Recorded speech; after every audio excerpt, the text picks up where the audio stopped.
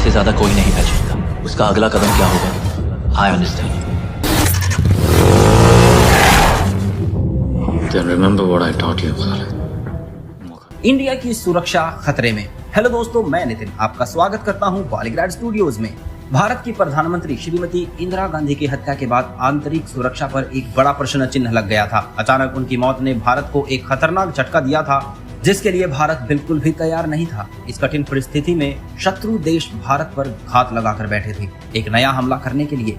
नवंबर 1984 में पेरिस के एक कॉफी शॉप में बैठे रॉ एजेंट संजीव जिंदल को इसी बात की चिंता सता रही थी। कुछ दिन पहले ही उनके लंदन दौरे ने उनकी चिंता बढ़ा दी। उनकी परेशानी का कारण था लंदन में उनके द्वारा तैनात क्लर्कली, एक कोड नेम जो रॉ एजेंसी का था, उसके द्वारा दी गई रिपोर्ट थी। क्लर्कली का मुख्य काम था यूरोप में भारत विरोधी तत्वों, विशेष रूप से अब्दुल खान जैसे पाकिस्तानियों और आतंकवादियों पर नजर रखना और जिंदल को किसी भी साजिश की सूचना देना।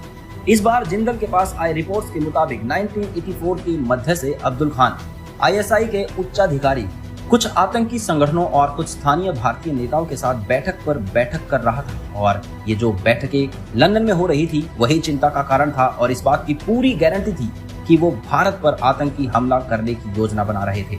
इन सब के बीच रॉ में लंबे समय से जिन नामों की चर्चा चल रही थी उनमें से एक नाम BN संधू का भी था। पूरी रिपोर्ट को अच्छी तरह से समझने के बाद जिंदल दिसंबर 1984 में दिल्ली के लिए रवाना होता है। दिल्ली जाकर जिंदल अपने वरिष्ठ अधिकारी अनुज भारद्वाज से मिलते हैं। भारद्वाज से मुलाकात के दौरान इंदिरा गांधी की हत्या के बाद से उनके पास मौजूद सभी जानकारियां वो उन्हें देता है। भारद्वाज का ये भी मानना था कि हो सकता है कि इंदिरा गांधी की मौत से आईएसआई का कोई लेना देना ना हो, लेकिन रिपोर्ट में इस बात का जिक्र किया गया था कि देश आने वाले दिनों में एक अलग ही स्थिति से गुजर रहा है, इसीलिए शायद आईएसआई और आतंकी संगठन इसका फायदा उठा सकते हैं। दुश्मन की मंशा चाहे जो भी हो, लेकिन इस बार रॉ को एक कदम आगे रहना था। रॉ के सामने एक सबसे बड़ी समस्या थी संधू और खान के मिशन को यूरोप में फेल कैसे किया जाए। रिपोर्ट्स के मुताबिक संधू कई सालों से गायब था और अब अचानक लंदन में एक के बाद एक बैठकों में उसे खान के साथ देखा गया। करंट लोकेशन के अनुसार संधू इस्लामाबाद में आईएसआई प्रोटेक्शन में रह रहा था। इस्लामाबाद का नाम सुनते ही भारद्वाज के कान खड़े हो गए। जिंदल ने तुरंत संधू को पकड़ने का प्रस्ताव दिया क्योंकि वो नहीं चाहता था कि आईएसआई भारत को कोई भी नुकसान पहुंचाए।